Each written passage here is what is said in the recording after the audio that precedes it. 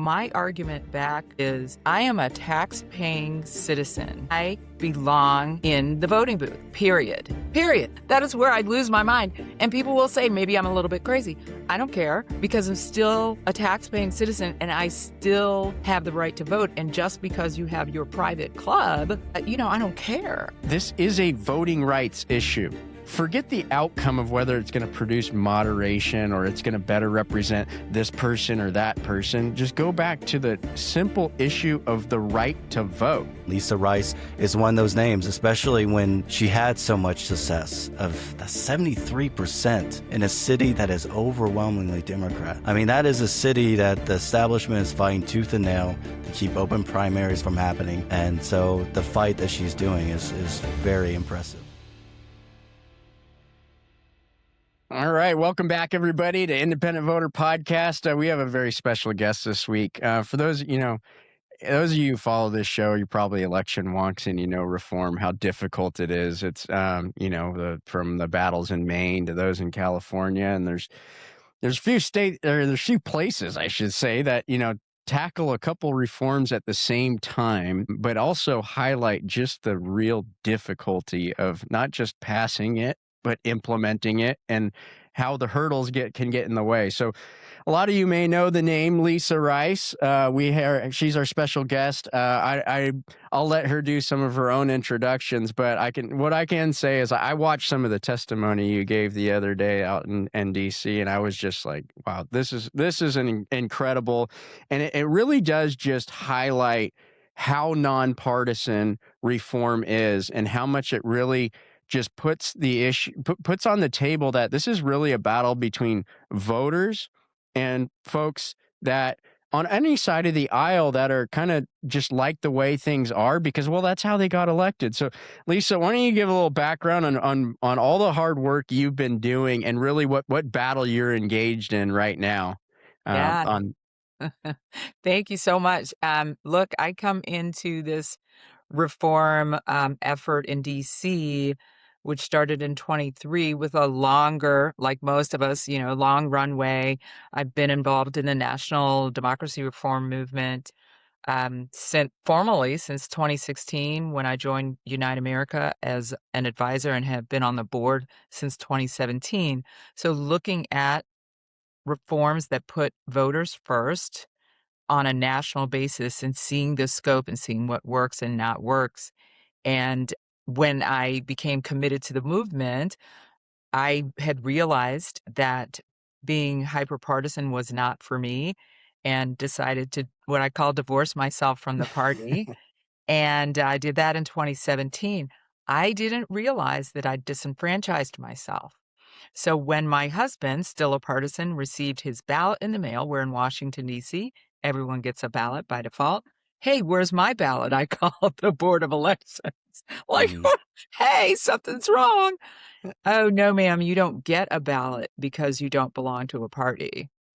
And it was at that time I uttered a couple of curse words. Welcome to the reform space. Yeah. Exactly. And said, wait, this doesn't make any sense. And so I had to go through this whole, on a personal level, I'm still the person that I was. Simply leaving a political party should not disenfranchise me from being able to vote in the most consequential elections where I live. And that is the primary in DC. And so I thought, well, what can I do? I don't know. Maybe somebody else will do something. I don't know what to do. And I'm looking around and nobody's doing anything. Hey, what's happening? Right. And that's one of the difficult in reform spaces. A lot of people see it through the lenses, what's wrong with the system, right? We all see there's hyperpartisanship. There's these, we feel like there's having this discussion between two parties and fights that like everybody kind of doesn't remember. But if you take a step back, like the point you're making is like, this is a voting rights issue. Forget the outcome of whether it's going to produce moderation or it's going to better represent this person or that person. Just go back to the simple issue of the right to vote, right? Exactly. What we've done, not just in DC, but all over the country, is we've delegated rights. We've made political parties the vehicles where you first have to get on the vehicle and then you get to participate politically. And really the question that you're asking and you've been pushing in DC and folks like us have been and all over the country, whether it's Oklahoma or California or Florida, and more people coming to the sense saying, wait a second, we have all this national attention on all these primaries and who's going to win and who's going to be on the ballot. But we've taken millions of Americans who care about our elections and say, "Wait, you just have to wait. Like you don't get a you don't get a choice yet, right?" And you've gone into the lion's den. You're in Washington D.C., right? Yeah. And said, "I'm not only going to advocate for open primaries where everybody gets a voice at the first stage, but I'm also going to introduce more options and ranked choice voting in the general election." So you've kind of taken on two fights at once in the lion's den. And I just want to get from your perspective of what has it opened your eyes to, right? You got your eyes open when you got your ballot the first time as an independent. What Yeah. has this fight opened up in your perspective of how we can actually fix the system? Yeah. So, the biggest thing for me is realizing that many politicians, and especially in places where one party or another, doesn't matter, team red or team blue, Oklahoma, DC, whatever, wherever they are entrenched and have a foothold, forget it. They don't want anyone to play. And my argument back is I am a tax-paying citizen. I belong in the voting booth, period. Period. There's not, I mean, that is where I'd lose my mind. And people will say maybe I'm a little bit crazy. I don't care because I'm still a tax-paying citizen and I still have the right to vote. And just because you have your private club, I don't care. I really don't care. Mhm. I could, Yeah. I don't care. Yeah, and you were able to take on such a strong partisan institutional force in DC.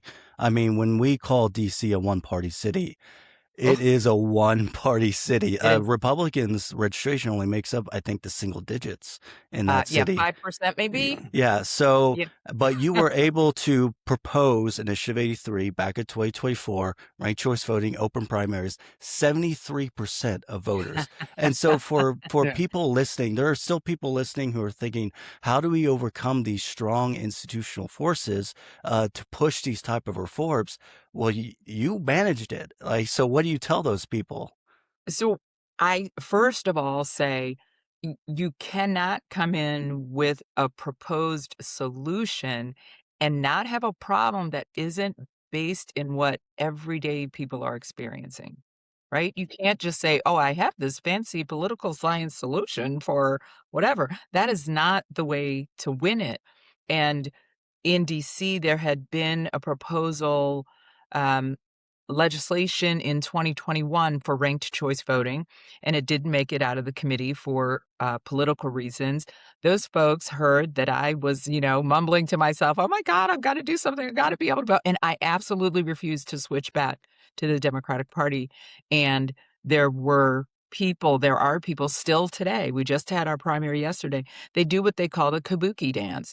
20 days before the Democratic primary, they switch from being an independent to, registering as Democrat, and then today, they're gonna switch back. This is insanity.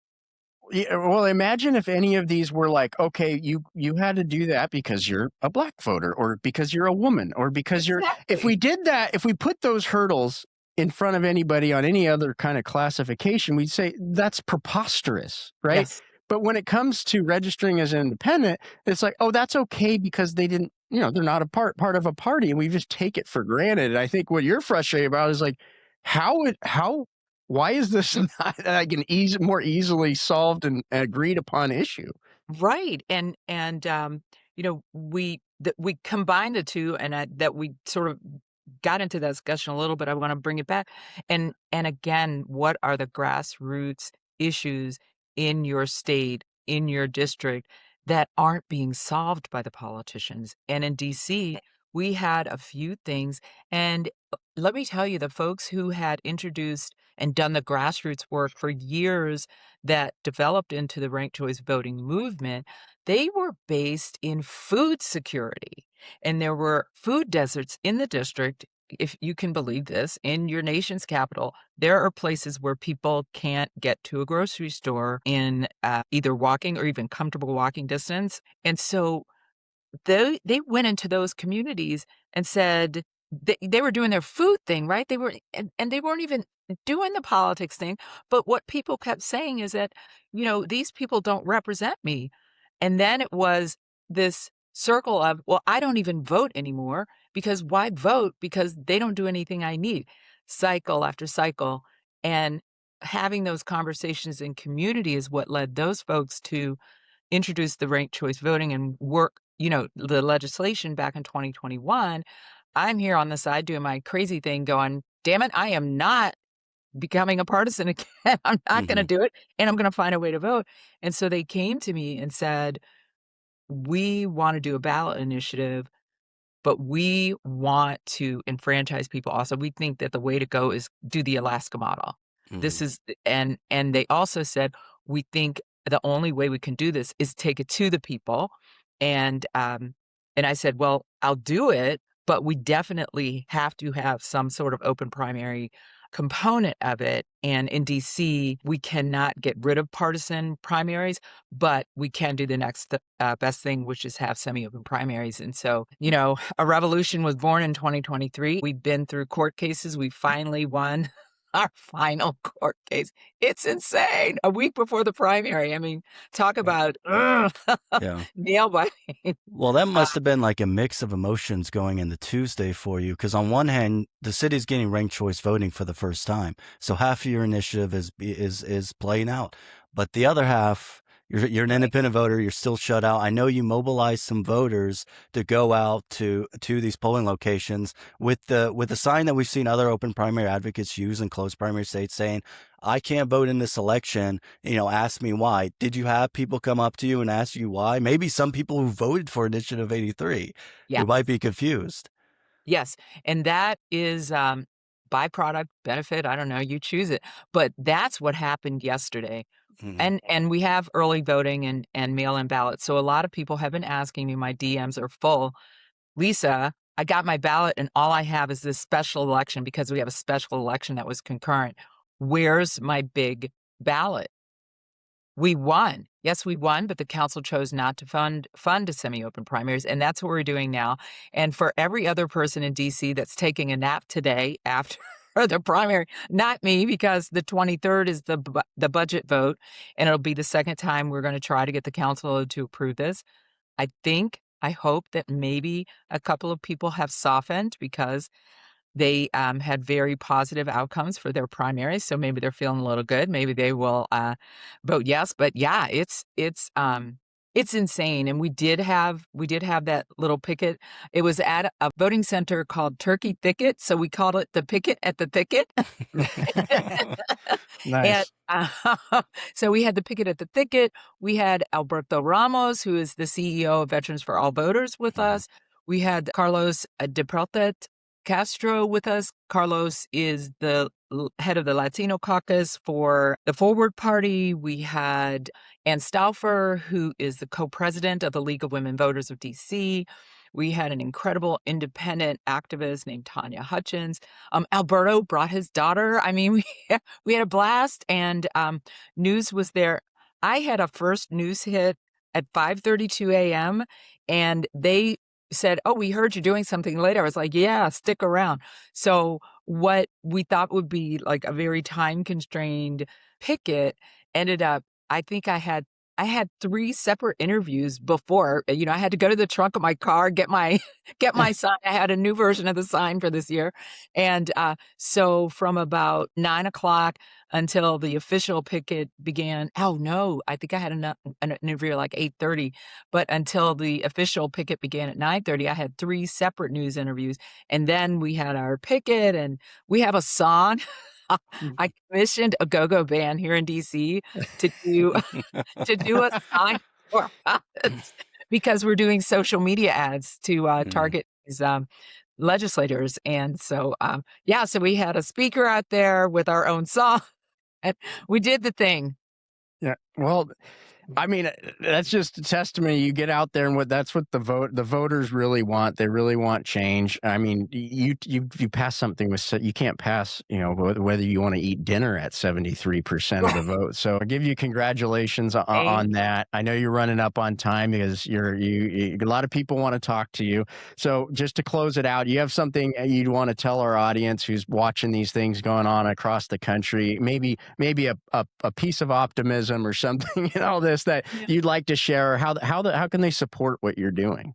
Well, if they want to support us, go to growdemocracydc.org, hit the donate button or the get involved button. Either one will help. But what I want to say to the folks who are out there and feel isolated, alone, and this feeling of I can't do this. You're right. You can't do it by yourself. You have to be in community. Find like-minded individuals, and they are out there. 1 in 5 voters in DC are not affiliated with a party. The chances of someone having breast cancer is 1 in 8 or 1 in 9. So there are more of us out here. And the point I'm making is that we don't talk about it because we're in such a place with 75% hyperpartisan Democrats. But we're out here, and you have to talk about not being a partisan, because when you're in this environment, people are a little shy, a little afraid maybe to let somebody know, no, I'm not one of them. But the minute you start opening up, then you find more people. I met so many people that I thought were partisan. They're like, are you kidding me? I'm not. But I don't talk about it. Right. You have to be able to talk about it. Then you find yourself in a community of people that want change. And I always say, and I say this every time I testify, this is about voters. And all voters deserve the right to cast a ballot, and especially in taxpayer-funded elections. And if they don't fund it, the next step, I'm not saying it would be me, but I would not put it past someone to sue the Democratic Party and say, well, then pay for your own damn primaries. Well, And there then you go. it Well, won't be me. I'm not a litigious person, but well, yeah, we could go on all day. IVP has been very involved in these kind of lawsuits, and so hopefully we can have you back on. I know you got to get going. It's been great to have you. I mean, you are one of the shining lights in the reform space. We can't, for those of us who wake up thinking about this stuff, can't say thank you enough for just continuing it. And I know you still have a ways to go there. I'm confident you're going to get them to open it up like they should. And I thank you for your time, and hopefully we can have you back again. Go check out what they're doing. Come back to the Independent Voter podcast, and we'll have Lisa on again and other folks who are working on this across the country. So thank you for joining us on this episode, and we'll you're talk to you all welcome. again soon. Thank you for inviting me. I was so flattered. I was like, me? Of course. I would love to come back. You're like a champion of it. Like we're like, heck yeah, Lisa's coming we're the on, ones who were excited. We were, yeah. Yeah, I'm really happy to talk about it because, again, folks have to realize they are not alone. And that is what I realized 10 years ago. I thought that I was alone. I thought I was a misfit. I thought there weren't other people like me who we're interested in the voters. We want the voters to vote. But the more you talk about it, the more you'll find there are so many people, but we all end up feeling like we're isolated. And the minute you start building that community, then you get strength from one another. So those are my words of wisdom for today. I love it. Thank you, Lisa. You're welcome. We'll see you again soon. Okay, great. Thank you. Bye, everybody. Bye.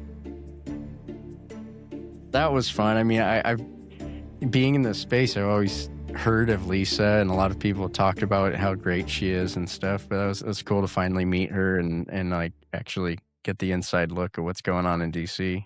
Yeah, I feel, there's certain people who are gaining like celebrity status within the election reform space, particularly among us who are very much in the nuances of this. So it's kind of like me and Catherine Gale, or, like again, Lisa Rice is one of those names, especially when she had so much success of the 73% in a city that is overwhelmingly Democrat. I mean, that is a city that the establishment is fighting tooth and nail to keep open primaries from happening. And so the fight that she's doing is very impressive. Right. And I mean, I think what she proved is if you can break the conversation beyond the political bubble into the electorate itself, like Yeah. that's where you get the explosion and you win, right? It's the political forces that try to keep that conversation contained, right? So Hmm. that it doesn't get out. And I think they're going to have a harder and harder time, every year that goes forward of keeping that conversation contained. Because I just, you can kind of feel the progress and kind of the moment in time. And right, who knows if it's going to kind of explode next year or 5 years or 10 years from now. But I'm pretty confident because there's people like Lisa out there that this is just ripe for explosion. Well, and so like, I mean, we saw 2024 wasn't a very good year for reform, a lot of losses, but Lisa's was the big one. And I feel like her campaign really showed where other campaigns need improvement. So you're seeing other groups try this again in Colorado. We're seeing Courageous Colorado seek another nonpartisan primary initiative going into 2028. And what they did was start out at the community level. They did a 20-site community buildup, right, of talking to these people about what they need for more courageous and more representative leadership. And that's, I think that's where it starts. Again, taking it to voters to break out of the central control that the establishment has over the narrative. So. Well, we got a lot going on this week. We are announcing a new partnership with the Fulcrum and the Latino News Network. We got some updates going on the website. Ethan, who's not on here today, has had some viral posts again going going out online, and so we're having fun over here. For those of you joining in, as always, we thank you. As stay tuned. You've seen some of the stuff that's been progressing on the website and on the social media. We got a lot more coming, so keep coming back. Make sure you hit the subscribe button if you haven't already. Send it along to your friends. Sayonara from Independent Voter Project. Thank you. This is the Independent Voter Podcast, sponsored by the Independent Voter Project and produced by OLAS Media. Remember, you can always find the Independent Voter Podcast or the How It Really Works series at ivn.us. Follow and subscribe at olasmedia.com.